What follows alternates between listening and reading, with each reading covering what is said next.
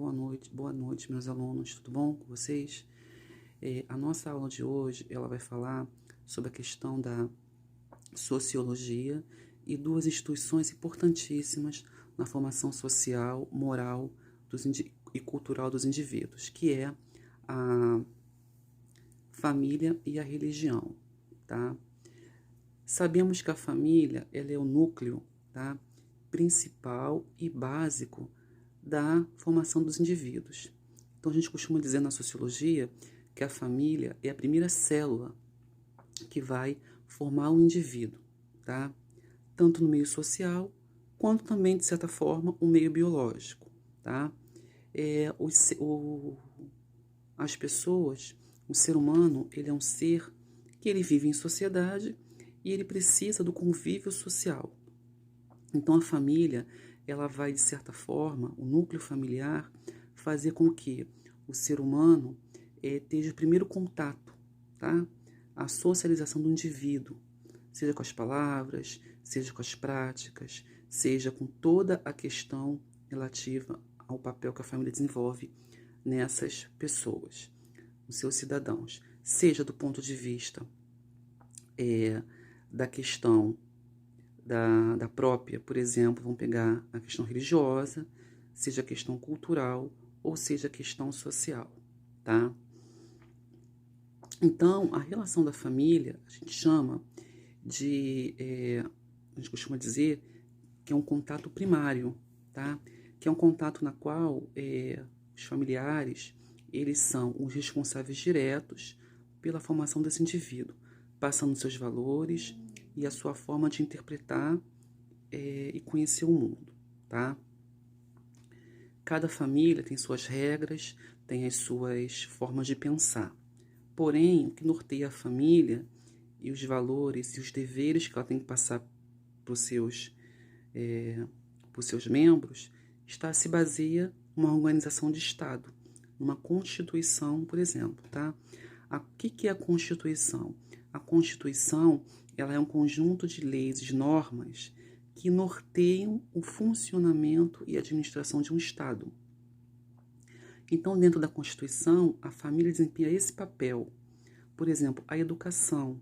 É dever da família zelar pela educação dos seus filhos, né? Netos, enfim, zelar pela formação social e cidadã dos seus indivíduos. Então, por isso que, por exemplo, os pais, eles são advertidos quando os filhos não estão na escola, tá? A escola, ela fiscaliza, por exemplo, a presença do aluno, ela fiscaliza toda a questão relativa à nota, à frequência. O conselho tutelar também tem esse papel de fiscalizar e de normalizar a questão, né, da criança e do adolescente. Então, a família, ela zela pela educação. Então, cabe a ela essa formação social e moral dos seus membros. A educação, ela vem da família.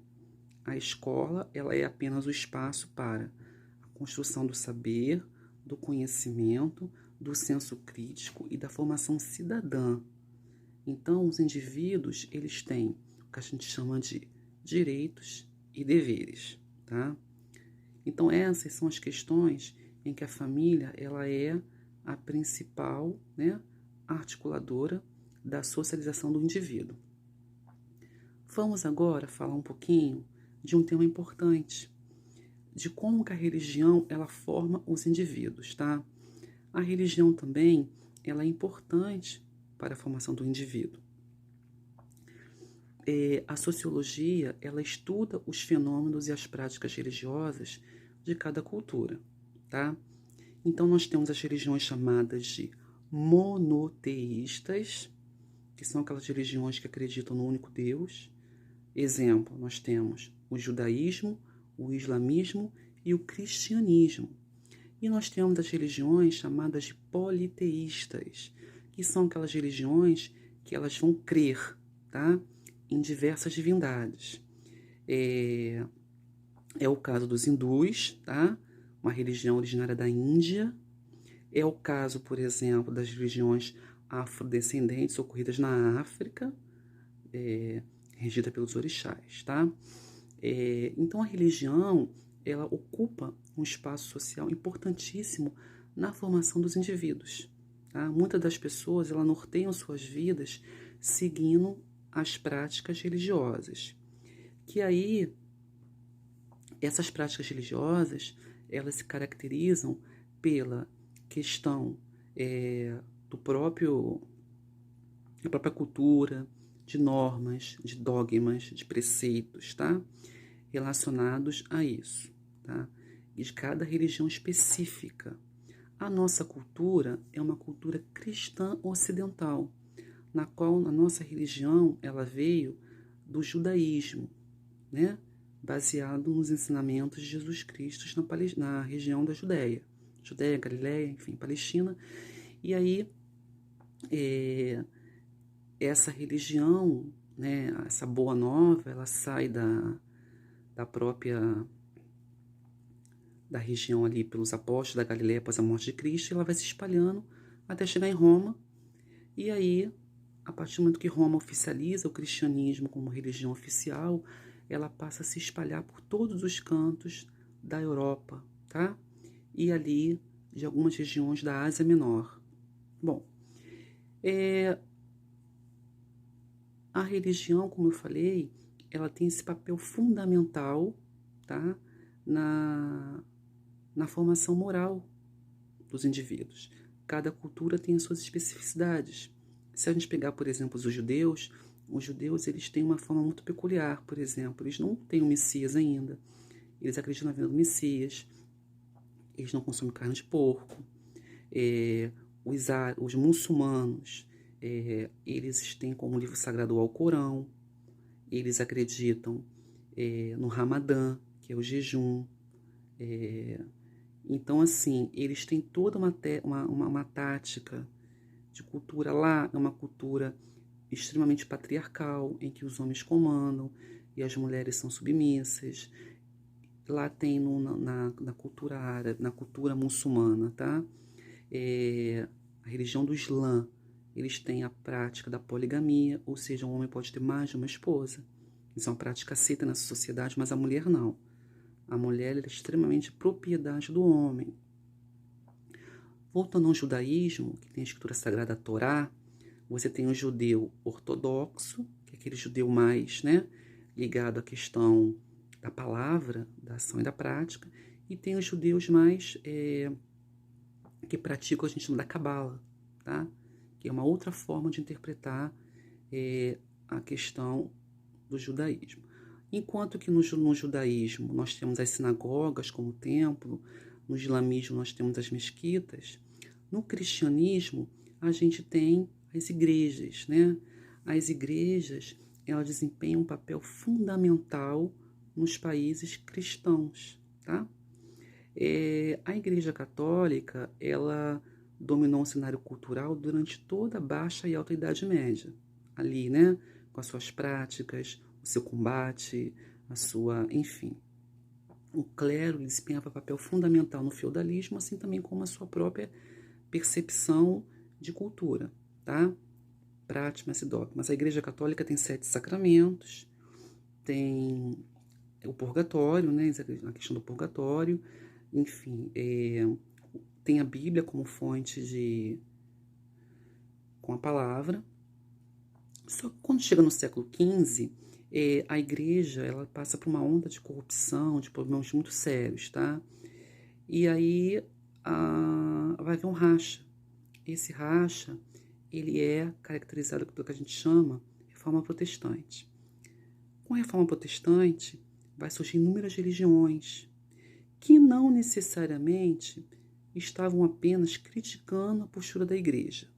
Isso foi usado, claro, como postura da igreja, mas o racha com a Igreja Católica não foi só também pela questão religiosa, mas também pela questão econômica, porque a nascente burguesia, ela queria lucro, tá? Ela queria expandir o comércio.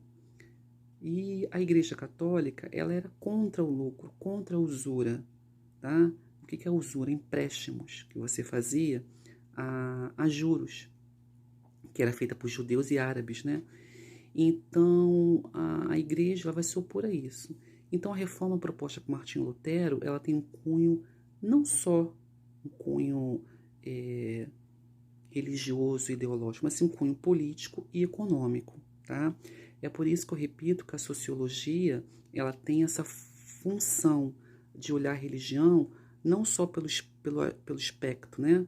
Pelo espectro religioso, do rito e da prática, e também pelo econômico, cultural, social e moral, tá? Uma coisa está ligada à outra. Então, essa questão da própria religiões que vão surgindo, os calvinistas, os luteranos, os anabatistas, os presbiterianos, metodistas, eles vão ser importantíssimos para a expansão do comércio e do capitalismo, tá?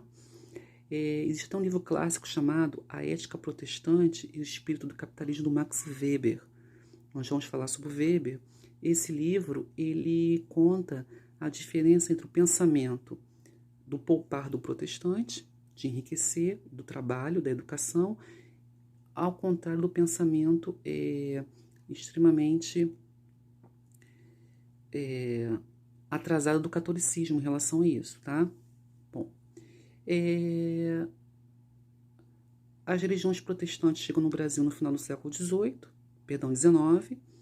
e aí você vai ter aí as primeiras, até então o domínio era católico, mas no século XIX, no final do século XIX, nós vamos ter aí a entrada dos batistas e também dos assembleianos, né?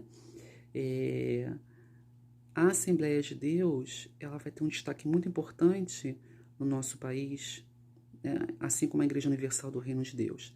A Assembleia de Deus a gente chama de igreja pentecostal, porque vem de Pentecostes.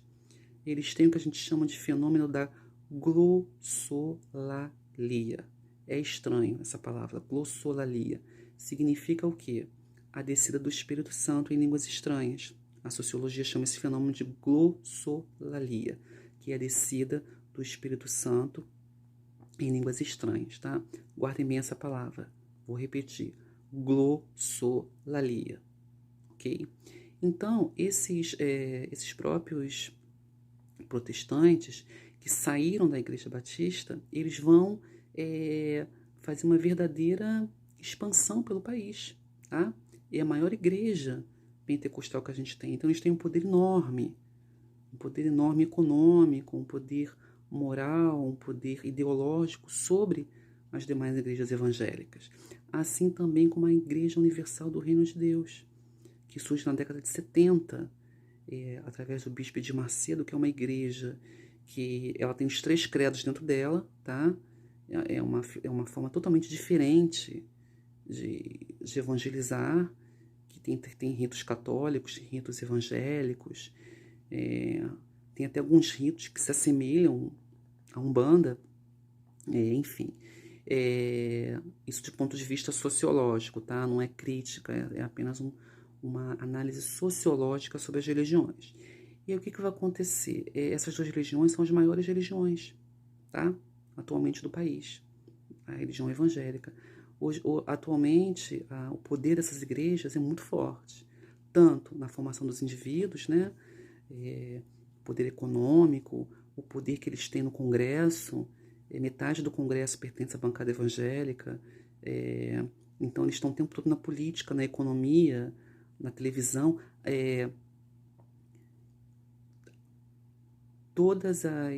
Eles têm, por exemplo, várias emissoras de televisão e rádio são de grupos evangélicos, uma coisa inédita que só o Brasil que tem esse tipo de empresa ligada à religião. Então, assim, eles têm um poder muito grande, tá? De controle. O estado do Rio de Janeiro é o estado que a maior parte da população atualmente é evangélica. Atualmente o Brasil tem mais ou menos 40% da população brasileira é evangélica, tá? E no Sudeste e no Sul a presença é muito grande. E aí esse poder, tá, que as igrejas têm, de atrair adeptos, atrair fiéis, atrair de forma muito mais maciça, através dos seus ritos, das suas práticas, da sua forma de evangelizar, muito mais forte do que, por exemplo, o catolicismo, tá? Então, por isso a perda dos fiéis, e até porque a Igreja Católica tem algumas coisas que na Igreja Evangélica é mais aceita, né? Na Igreja Católica, o casamento é indissolúvel, por exemplo. Em algumas igrejas evangélicas, não. O casamento, ele, por exemplo, uma pessoa pode se divorciar e casar sem nenhum problema. Há uma aceitabilidade. Por exemplo, a camisinha na Igreja Católica, em algum momento, ela é tida como algo desnecessário. Em algumas igrejas, não. Então, são questões de ponto de vista que acaba fazendo com que as pessoas elas acabam indo para aquela religião que elas se sentem mais confortável de acordo com seu modo de pensar e de ser, tá? Então, a importância dessas tradições religiosas na formação dos indivíduos moral, cultural, social e econômica, tá? É fundamental.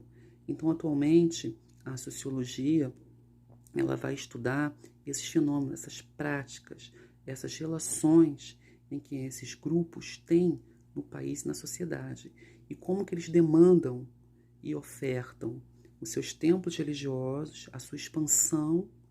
Se a gente pegar, por exemplo, a Zona Oeste ela é totalmente dominada pelas igrejas evangélicas, tá? Toda a Zona Oeste, toda. Campo Grande, enfim, é um bairro dominado totalmente, e quanto mais periféricos os bairros, maior é o domínio dessas instituições sobre os indivíduos. Lembrando para vocês que religião é poder. Poder, ele está ligado às religiões, tá? O poder simbólico, o poder político, o poder social, o poder moral, o poder cultural. Então, a religião, que significa religar o homem a Deus, ela é formada por homens. E esses homens, eles são sedentos pelo poder, tá? Então, é isso. O que não pode ocorrer é o que a gente chama da alienação e do fanatismo religioso, na qual o indivíduo, ele sobrepõe sua vida à religião, tá? Aí a gente chama isso de um processo de ortodoxia. É quando você vive a religião, mas não vive a vida, tá bom? Espero que vocês tenham entendido. Um abraço. Ouçam o vídeo, tá? Porque eu não vou dar nada escrito. Vai ser a aula, hoje é só o vídeo mesmo com a aula, tá? Um abração para vocês.